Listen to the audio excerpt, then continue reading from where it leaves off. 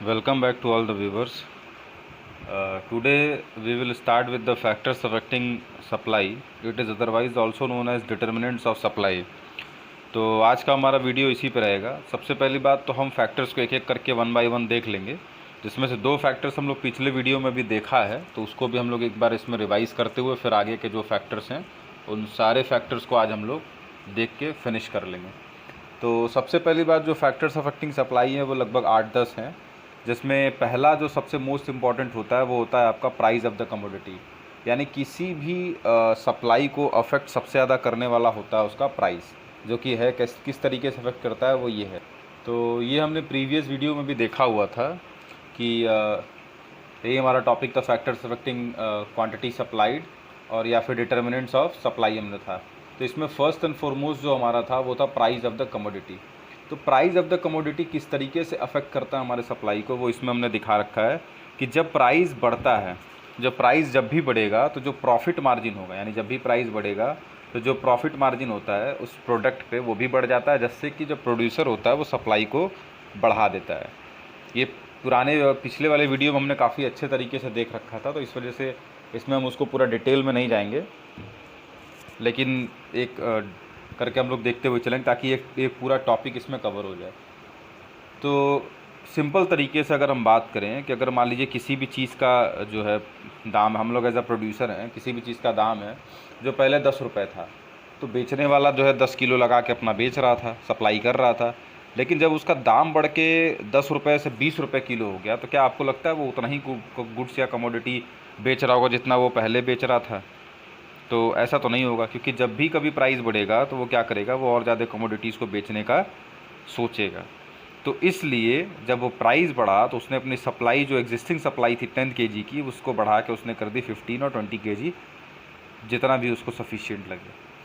तो ये रिलेशन सबसे ज़्यादा इम्पॉर्टेंट होता है प्राइस का सप्लाई के साथ। उसके बाद नेक्स्ट हमारा जो है वो है आपका price of its related goods, यानी ये दूसरा वाला करके। तो अब दूसरे वाले में क्या है, दूसरे वाले हमारे पास जैसे कि डिमांड चैप्टर जब हमने पढ़ा था तो वहाँ हमारे पास दो टाइप्स के गुड्स अवेलेबल थे, that is complementary goods and substitute goods both. Demand का रिलेशन दोनों के साथ होता है, लेकिन सप्लाई का रिलेशन हम केवल सब्स्टिट्यूट गुड्स के साथ देखते हैं, क्योंकि हम इसको सब्स्टिट्यूट कर सकते हैं दूसरे प्रोडक्ट के साथ। तो सपोज़ दैट कि इसका एग्जांपल में जो है, जैसे क्या मैंने लिख दिया, which can be use in place of other, जिससे मतलब सब्स्टिट्यूट गुड्स की डेफिनेशन है ये कि जिसको हम किसी और के साथ यूज़ कर सकते हैं। तो फॉर एग्जांपल जो है हमने एक ले रखा है, वो देख लेते हैं हम। तो एग्जांपल के तौर पे हमारे पास tea and coffee as usual जो सबसे पसंदीदा एग्जांपल्स में से एक है, वो है टी एंड कॉफ़ी वाला। तो उसके केस में क्या है वो देख लेते हैं हम लोग। तो सबसे पहली बात तो ये बताया गया कि चाय जो है 5 रुपये की थी स्टार्टिंग में, उसके बाद वही चाय हो गई 8 रुपये की, ठीक है। तो 5 रुपये की चाय जब 8 रुपये की हो गई तो उसका क्या इफ़ेक्ट पड़ा हमारे कॉफ़ी पे। हम लोग सपोज़ दो चीज़ अगर बेच रहे हैं तो दोनों के हिसाब से क्या इफ़ेक्ट पड़ता है, उन दोनों चीज़ों को जो है हमको देखना है। तो जब चाय 5 रुपये से 8 रुपये हुई है तो कॉफ़ी जो है 10 का बिक रहा था, वो 10 का ही बिक रहा है, उसमें कोई चेंजेस नहीं आए हैं, मतलब 10 का था वो एज इट इज़ 10 का ही बिक रहा है। अब यहाँ पे क्या हो रहा है, प्राइस इसके बढ़ने की वजह से, यानी चाय का प्राइस बढ़ने की वजह से चाय का सप्लाई तो बढ़ा दिया गया, क्योंकि हम चाय ज़्यादा बेचेंगे एज ए प्रोड्यूसर, हमको इसमें ज़्यादा प्रॉफिट दिखेगा तो हम इसको ज़्यादा बेचेंगे। बट क्योंकि कॉफ़ी का प्राइस कांस्टेंट रहेगा, दैट इज़ 10 रुपीज़ दोनों बार में रह गया, ना बढ़ा ना घटा, तो ऐसे केस में हम क्या करेंगे, कॉफ़ी की सप्लाई को थोड़ी देर के लिए हाइड कर देंगे, यानी कॉफ़ी की सप्लाई कम कर देंगे और कोशिश करेंगे कि ज़्यादा से ज़्यादा चाय बेचें, क्योंकि चाय में हमको प्रॉफिट ज़्यादा हो रहा है। तो एक तो ये हो गया, यानी यहाँ पे हमने दो देख लिया, प्राइस ऑफ द कमोडिटी और price of its related goods. यहाँ इन्वर्स रिलेशनशिप होता है सब्स्टिट्यूट गुड्स में, जैसे कि प्राइस इसका बढ़ता है तो इसका सप्लाई कम होता है। अब नेक्स्ट हम लोग आगे देखते हैं अपने नेक्स्ट दो हो गया, इसमें तीसरे पे देखते हैं। तो नेक्स्ट हमारा तीसरा जो है वह है हमारा price of factors of production. Price of factors of production, यानी जो फैक्टर्स ऑफ प्रोडक्शन होते हैं उनके प्राइस के साथ क्या रिलेशन होता है। तो फैक्टर्स ऑफ प्रोडक्शन हमको जैसे कि पता है हमको कि वो होते हैं आपके लैंड, लेबर, कैपिटल और एंटरप्रेन्योर और ऑर्गेनाइजेशन, ORG, ठीक है। ये हमारे पास जो होते हैं। अब यहाँ पे इसके इफ़ेक्ट किस तरीके से पड़ता है, तो जब किसी भी कमोडिटी की जो है, जब in price of factors of production बढ़ता है, मैं लिख दे रहा हूँ price of factors of FOP लिख देता हूँ। Price of factors of production जब बढ़ेगा तो उसके इफेक्ट में क्या देखा जाएगा कि जब price of factors of production बढ़ता है तो कॉस्ट ऑफ प्रोडक्शन भी बढ़ जाता है। जो कॉस्ट ऑफ प्रोडक्शन है वो भी क्या होगा, बढ़ जाएगा। और जब कॉस्ट ऑफ प्रोडक्शन आपका बढ़ जाएगा, यानी ये चीज़ जब आपकी बढ़ जाएगी, तो हम क्या करेंगे, सप्लाई को ऑटोमेटिक कम करने की कोशिश करेंगे। ये जनरल चीज़ है कि अगर आपका किसी भी चीज़ का प्रोडक्शन करने का अगर आपका कॉस्ट ज़्यादा लग रहा है, तो हम क्या करते हैं, कुछ समय के लिए सोचते हैं यार सप्लाई थोड़ी मिनिमाइज़ कर दो, उसके बाद जैसे ही चीज़ें नॉर्मल होंगी फिर बेचेंगे, है ना। तो नॉर्मल प्रोड्यूसर्स जो है इस तरीके से बिहेव करते हैं कि जब price of factors of production बढ़ता है, यानी जो भी उनको जो भी प्रोडक्शन फैक्टर्स यूज़ कर रहे हो, अगर उनके दाम में बढ़ने लगा या चीज़ें बढ़ने लगी, तो उस केस में उनका कॉस्ट बढ़ने लगता है, जिससे कि वो सप्लाई को अपने मिनिमाइज़ कर देते हैं। एंड वाइस वर्सा मतलब जस्ट अपोजिट हो जाएगा। उसके बाद नेक्स्ट जो है हमारा देख लेते हैं उसमें कि चौथा है जो हमारा, उसमें नेक्स्ट जो है वो है गोल ऑफ द फर्म। तो गोल ऑफ द फर्म को हम लोग देख लेते हैं कि गोल ऑफ द फर्म का किस तरीके से रिलेशन होता है।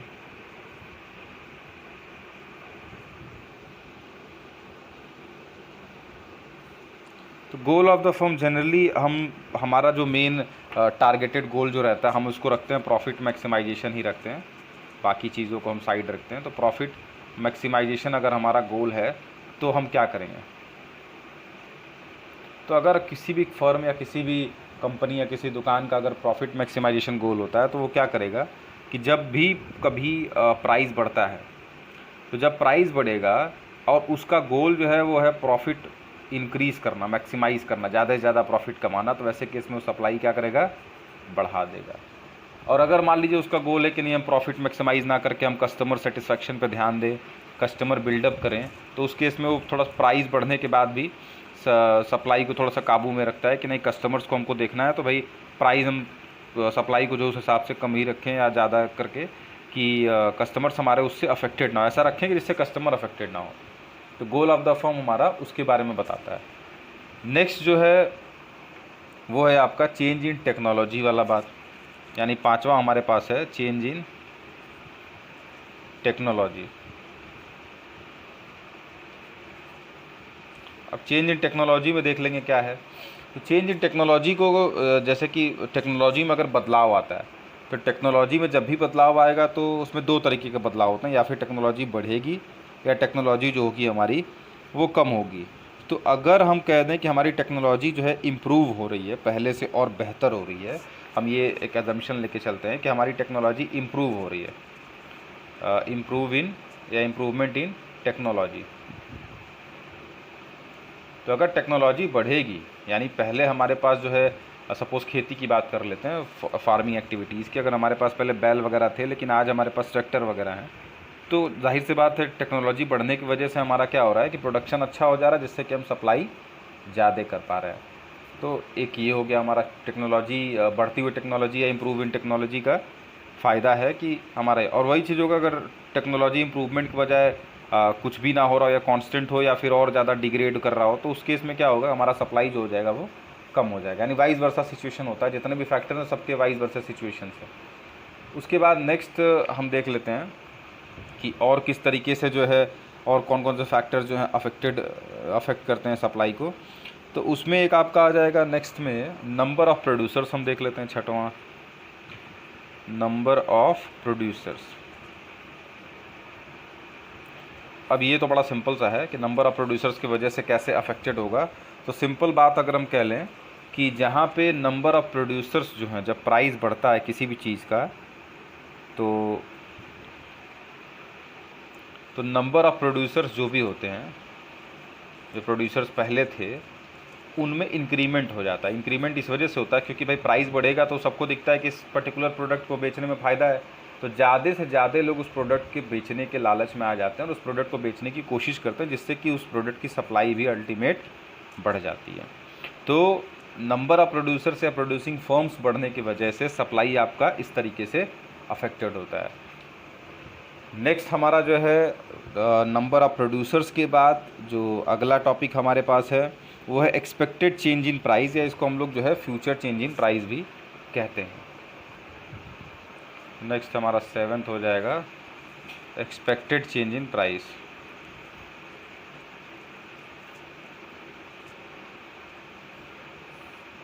तो एक्सपेक्टेड चेंज इन प्राइस में क्या होता है कि हम एक एक्सपेक्टेशन लगा के चलते हैं कि प्राइस हमारा किस तरीके से बढ़ेगा या घटे करके। तो हम 1-2 दिन का एग्जांपल लेके देख लेते हैं। सपोज दैट कि आज वेडनेसडे है और कल जो है थर्सडे की बात कर लेते हैं। तो आज अगर प्राइस हमारा जो भी है वो कांस्टेंट है, ठीक है, कल को हमारा प्राइस बढ़ने वाला है, तो प्रोड्यूसर क्या करने को सोचेगा। किसी भी प्रोडक्ट की बात कर लेते हैं, किसी भी सामान का दाम के बारे में बात कर लेते हैं कि आज उसकी जो भी प्राइस है वह एज इट इज़ कांस्टेंट है, लेकिन कल प्राइस बढ़ने वाली है। तो प्रोड्यूसर क्या करेगा, आज अपनी सप्लाई को कम कर देगा और उसी सामान को जो एडजस्ट कर देगा उस दिन पे, यानी कल के दिन पे एडजस्ट कर, जिससे कल की सप्लाई क्या हो जाएगी, बढ़ जाएगी। तो इसमें रिलेशन हम लोग ऐसे देखेंगे कि भाई कल अगर प्राइस बढ़ने वाला था, कल के प्राइस बढ़ने की वजह से हमारा आज का सप्लाई क्या हो गया, कम हो गया। ये हमारा रिलेशन हो गया, ठीक, कि कल के प्राइस को, अगर कल का प्राइस हमारा अफेक्टेड नहीं होता तो आज के सप्लाई पे हमारा इफेक्ट नहीं पड़ता। तो ये हमारा हो गया एक्सपेक्टेड चेंज इन प्राइस। इसी तरीके से हमारे पास नेक्स्ट जो आ जाएगा वो आ जाएगा आपका टैक्सेस एंड सब्सिडीज़ वाला जो है वो आ जाएगा। टैक्सेस एंड सब्सिडीज़, तो टैक्सेस जो होता है वो सरकार हमसे लेती है और सब्सिडीज़ जो है सरकार हमको देती है, ठीक है। तो टैक्सेस एंड सब्सिडीज़ का रिलेशन थोड़ा अलग होता है क्योंकि दोनों का हिसाब किताब अलग तरीके से लगाया जाता है। तो मान लीजिए सपोज़ ऐसी कोई पॉलिसी सरकार ने बनाई है जिसमें कि जो है टैक्सेस कम हो, यानी ऐसी कोई पॉलिसी बनाई गई, मान लीजिए हम एक लिख देते हैं कि टैक्सेस जो है कम लग रहा हो और सब्सिडीज़ जो है ज़्यादा लग रहा हो, तो ये हमारे लिए क्या फेवरेबल है। हर आदमी यही चाहेगा ना कि हमको टैक्स कम देना पड़े और सब्सिडीज़ हमको ज़्यादा मिल जाए। तो ऐसे केस में वो सप्लाई क्या करेगा, बढ़ाएगा। और इसका जस्ट अपोजिट क्या हो जाएगा कि अगर मान लीजिए टैक्सेस अगर ज़्यादा देने पड़ रहे हैं, सब्सिडीज़ कम है, तो ये हमारे लिए अनफेवरेबल कंडीशन होता है, जिस केस में क्या करते हैं, हम सप्लाई को डिक्रीज़ कर देते हैं। यानी कि हम नहीं चाहते हुए भी सप्लाई हमको कम करनी पड़ती है, नहीं तो अदरवाइज़ वी हैव टू पे मोर टैक्सेस टू द गवर्नमेंट। उसी तरीके से हमारे पास 1-2 और हम देख लेंगे, जैसे कि हमारे पास है नेचुरल फैक्टर्स की बात कर लेते हैं। 9वां हमारे पास है नेचुरल फैक्टर्स। अब नेचुरल फैक्टर्स के केस में क्या होता है, नेचुरल फैक्टर्स के केस में ये होता है कि जो नेचुरल फैक्टर्स है उनका इफेक्ट भी सप्लाई पे काफ़ी हद तक रहता है। तो अगर नेचुरल फैक्टर्स हमारे फेवरेबल हैं, मैं यहाँ लिख देता हूँ फेवरेबल NF मतलब नेचुरल फैक्टर्स। तो अगर नेचुरल फैक्टर्स फेवरेबल हैं तो हमारा सप्लाई जो है बढ़ जाएगा, और वही वाइस वर्सा अगर अनफेवरेबल नेचुरल फैक्टर्स हैं तो सप्लाई हमारी कम हो जाएगी। ये जनरली जो है अगर हम बात कर ले अपने फार्मिंग एक्टिविटीज़ में, तो ये ज़्यादातर इफेक्टिव वहाँ पे होता है कि हमारा फेवरेबल अगर रहेगा, अगर मान लीजिए अच्छा खासा बारिश वारिश हो गया करके, तो फिर हमारा प्रोडक्शन एक्टिविटी बढ़ जाता है, इससे कि हम सप्लाई ज़्यादा कर पाते हैं। वही अगर उल्टा केस हो जाता है तो वैसे केस में जो है सप्लाई हमारी कहीं ना कहीं डिक्रीज़ हो जाती है। तो नेचुरल फैक्टर्स का फेवरेबल होने का मतलब यही होता है। उसके बाद हमारा एक आखिरी हम देख लेते हैं जो कि है हमारा, तो हमारे पास जो आखिरी हमारा है वह हमारा मीन्स ऑफ ट्रांसपोर्टेशन, ठीक। मीन्स ऑफ ट्रांसपोर्टेशन के बारे में बात की जाए तो अगर हमारे पास इम्प्रूव्ड मीन्स ऑफ ट्रांसपोर्टेशन है, यानी अगर इम्प्रूव्ड मीन्स ऑफ ट्रांसपोर्टेशन है तो सप्लाई हमारी क्या हो जाएगी, और अच्छी हो जाएगी, क्योंकि हम ज़्यादा से ज़्यादा गुड्स एंड सर्विसेज को बेहतर तरीके से उसके डिज़ायर्ड मार्केट प्लेस पे पहुंचा सकते हैं। और अदरवाइज़ अगर हमारे पास ट्रांसपोर्टेशन की जो सुविधा है वो अच्छी नहीं है तो उस केस में हमारा क्या हो जाएगा, सप्लाई जो हो जाएगी वो कम हो जाएगी। तो ये कुछ जो है नॉर्मल चीज़ें हैं जिसको कि हमको देखना पड़ेगा। ये कुछ फैक्टर्स हैं जो कि सप्लाई को काफ़ी ज़्यादा अफेक्ट करती है। हम लोगों ने बाकी सारा देख ही लिया है करके। आज टोटल जो है 10 फैक्टर्स हैं हमारे पास, ये 10वां है आखिरी। तो नेक्स्ट वीडियो में हम लोग देखेंगे अपना आगे का जो है कि सप्लाई फंक्शन वगैरह क्या होता है, और उससे रिलेटेड जो चीज़ें हैं वो सप्लाई फंक्शन हो गया, फिर टाइप्स ऑफ सप्लाई हो गया, ये सब जो है हमारा नेक्स्ट टॉपिक में हम लोग कवर अप करेंगे। Thank you for watching this.